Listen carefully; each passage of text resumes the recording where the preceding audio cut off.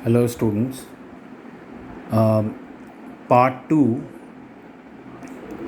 of Schedule 3 of Companies Act contains the format for profit and loss account, जो कि companies को profit and loss account prepare करना है, उसका format part 2 of the schedule 3 में given है। Part 1 of schedule 3 balance sheet format contain करता है। Part 2 of schedule 3 profit and loss statement का फॉर्मेट कंटेन करता है। तो ये जो फॉर्मेट प्रिस्क्राइब्ड है वही कंपनीज़ को फॉलो करना है। वर्टिकल फॉर्मेट है, तो वो ज़रा मैं यहाँ सिंपल फॉर्म में एक्सप्लेन कर देता हूँ और उसके आइटम्स डिस्कस कर लेते हैं। उसके बाद फिर हम फाइनल अकाउंट्स के क्वेश्चन करेंगे। तो जैसे इसमें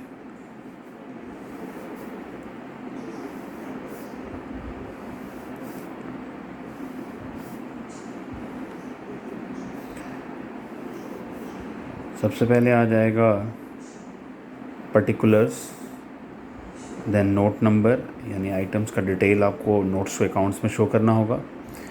फिर यहाँ पे figures for like current year के figures and figures for previous year.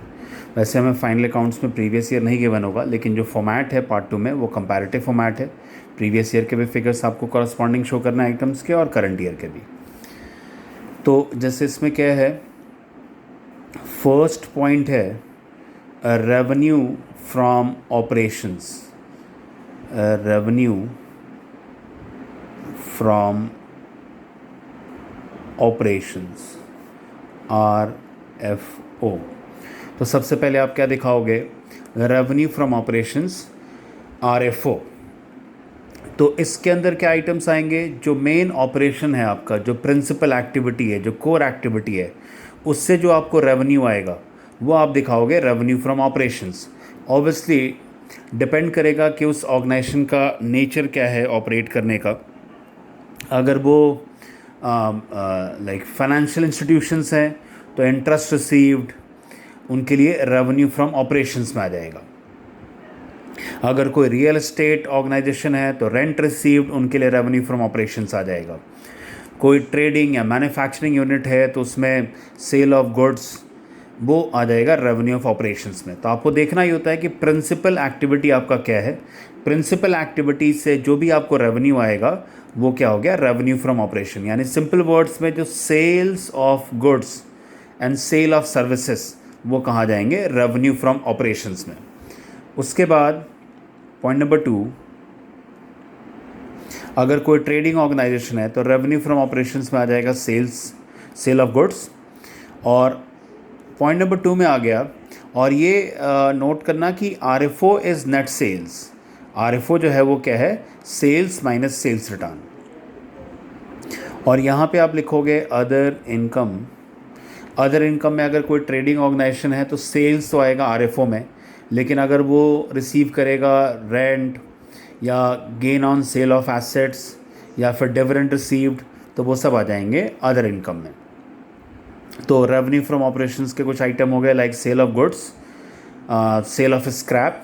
अगर कोई फाइनेंशियल इंस्टीट्यूशंस हैं तो डिविडेंड रिसीव्ड, इंटरेस्ट रिसीव्ड वो RFO में आ जाएगा।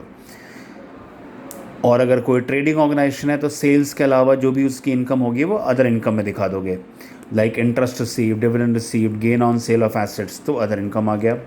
इसको आपने ऐड करा तो ऐड करके पॉइंट नंबर 3 क्या हो गया, ये हो गया टोटल रेवेन्यू। पॉइंट नंबर 3 आ गया टोटल रेवेन्यू। उसके बाद आप इसमें पॉइंट नंबर 4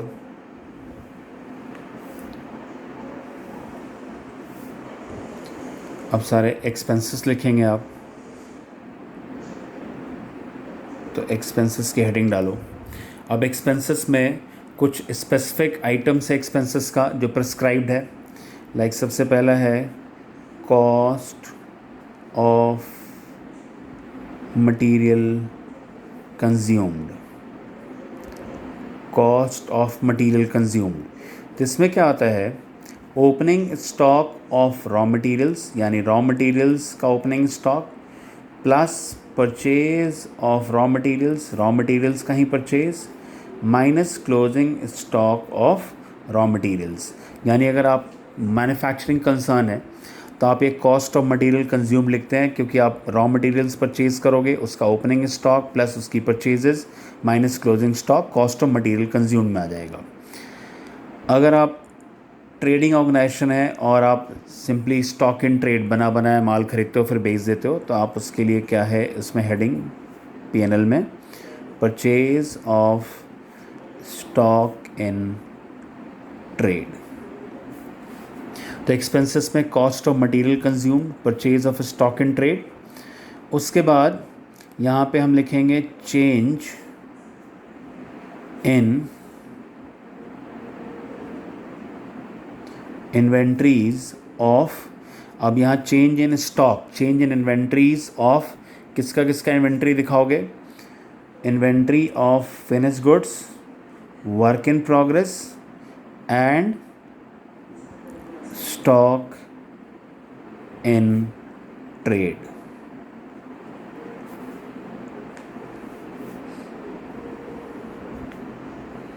तो ये 3 स्पेसिफिक आइटम्स हो गए, cost of material consumed, purchase of stock in trade, change in inventories of finish goods, work in progress and stock in trade. Raw materials का ट्रीटमेंट हम कॉस्ट ऑफ मटेरियल में cost of material consume में कर चुके हैं, इसलिए raw materials अलग से नहीं दिखा रहे, सिंपली यहाँ क्या दिखा रहे हैं, change in inventories of finished goods, work in progress and stock in trade. उसके बाद इसमें स्पेसिफिक आइटम है एम्प्लॉयज़ बेनिफिट एक्सपेंसेस। तो जैसे ये नेम सजेस्ट कर रहा है, इसमें एम्प्लॉय और उनके वेलफेयर से रिलेटेड जो भी एक्सपेंसेस है, लाइक सैलरीज, वेजेस, जैसे नॉन कॉर्पोरेट एंटिटीज़ में ट्रेडिंग अलग बनता था, प्रॉफिट लॉस अलग, तो ट्रेडिंग में आप वेजेस दिखाते थे, सैलरीज आप पीएनएल में दिखाते थे, ऐसा कुछ नहीं यहाँ पे एम्प्लॉयज़ से रिलेटेड जो भी एक्सपेंसेस है, वेजेस हो, सैलरीज हो, वो सब इसी में आएगा। स्टाफ वेलफेयर एक्सपेंसेस, उनको कोई फ्रिंज बेनिफिट्स, कोई परक्विजिट्स, कोई मेडिकल बेनिफिट, किसी भी तरीके का अगर आप उनको बेनिफिट दे रहे हैं तो सब यहीं पे आएगा एम्प्लॉयज़ बेनिफिट एक्सपेंसेस में। तो ये एक स्पेसिफिक हेड हो गया जो एम्प्लॉयज़ के एक्सपेंसेस को आप शो करोगे, और इन सब की डिटेल्स आप नोट्स टू अकाउंट्स में दिखाओगे। जैसे रेवेन्यू फ्रॉम ऑपरेशन का डिटेल पॉइंट नंबर 1, कोई अदर इनकम है तो पॉइंट नंबर 2, फिर अगर कॉस्ट ऑफ मटेरियल कंज्यूम का डिटेल है तो पॉइंट नंबर 3, फिर चेंज इन स्टॉक आपने दे दिया पॉइंट नंबर 4 में, employee benefit expenses point number 5। फिर उसके बाद आ गया एक स्पेसिफिक हेड है फाइनेंस कॉस्ट। फाइनेंस कॉस्ट में आएगा इंटरेस्ट ऑन बोरोइंग्स, तो किसी भी तरीके के इंटरेस्ट एक्सपेंसेस या फाइनेंसिंग कॉस्ट, अपने आप को फंड करने के लिए अगर आप फंड रेज करते हैं उसकी जो भी कॉस्ट है वो सब फाइनेंस कॉस्ट में आएगा। तो like interest on long term loans, interest on debentures, interest on term loan, interest on bank OD, ये सब किस में आ जाएगा, फाइनेंस कॉस्ट में। ये भी एक स्पेसिफिक आइटम हो गया। फिर उसके बाद है depreciation and amortisation. Depreciation and amortisation, ये भी एक स्पेसिफिक हेड है। डेप्रिसिएशन एंड अमोर्टाइजेशन भी एक प्रॉपर हेड है, उसका भी डिटेल आप नीचे नोट्स टू अकाउंट्स में दिखाओगे। बस यही स्पेसिफिक हेडिंग्स हैं। इनके अलावा जितने भी एक्सपेंसेस हैं वो सब आप एक रेसिडुअल हेड है अदर एक्सपेंसेस, तो जब आप क्वेश्चन करोगे तो सबसे ज़्यादा डिटेल इसी अदर एक्सपेंसेस के होते हैं, like bad debts, provision for doubtful debts का treatment, advertisement, office and admin expenses, selling and distribution expenses, वो सब फिर आप कहाँ दिखाओगे, अदर एक्सपेंसेस में। तो सबसे ज़्यादा detailed working notes to account जो होता है वो क्वेश्चन के हिसाब से इसी पॉइंट का हो जाता है, अदर एक्सपेंसेस का। फिर उसके बाद ये लाइक एक्सपेंसेस के हेड ओवर हो गए। अब इसमें आपने यहाँ नीचे लास्ट में क्या लिखना है, टोटल एक्सपेंसेस। फिर उसके बाद point number 5 profit before tax. Profit before tax होगा point number 3 minus point number 4, that is total revenue minus total expenses. तो ये आ गया आपका प्रॉफिट बिफोर टैक्स। फिर इसमें से आप माइनस करेंगे टैक्सेस। तो यहाँ पे मोस्टली क्या आएगा टैक्सेस में, प्रोविजन फॉर टैक्स गिवन होगा आपको क्वेश्चन में, तो प्रोविजन फॉर टैक्स यहाँ से लेस करोगे तो ये आ जाएगा आपका प्रॉफिट आफ्टर टैक्स। और इस फॉर्मेट में कुछ और भी है, लाइक वो टिल अर्निंग पर शेयर तक का फॉर्मेट है, current year tax, past year tax, उन सब का भी काफ़ी ट्रीटमेंट है। कुछ एक्स्ट्राऑर्डिनरी आइटम्स का भी ट्रीटमेंट होता है पीएनएल में जो एक्चुअल फॉर्मेट है, लेकिन वो हमारे को क्वेश्चन में कंसर्न करेगा नहीं, इसलिए मैं सिर्फ यहीं तक बता रहा हूँ। प्रॉफिट आफ्टर टैक्स, जो प्रॉफिट आफ्टर टैक्स है अगर ये पॉजिटिव है तो यही सरप्लस है, यानी क्रेडिट बैलेंस है पीएनएल का। अगर ये नेगेटिव भी है तो इसका मतलब पीएनएल का ये सरप्लस का डेबिट बैलेंस होगा। और ये भी आप बैलेंस शीट में पॉजिटिव हो या नेगेटिव हो दिखाओगे रिजर्व्स एंड सरप्लस के हेडिंग में ही। फिर जितने भी एप्रोप्रिएशन आइटम्स हैं इस प्रॉफिट से, अगर आप जनरल रिजर्व में ट्रांसफ़र करना चाहते हो या सीआरआर में ट्रांसफ़र करोगे या डीआरआर में ट्रांसफ़र करोगे, वो सब आपको बैलेंस शीट में पॉइंट नंबर 2 जो नोट नंबर 2 होगा रिजर्व्स एंड सरप्लस का, उसमें शो करोगे।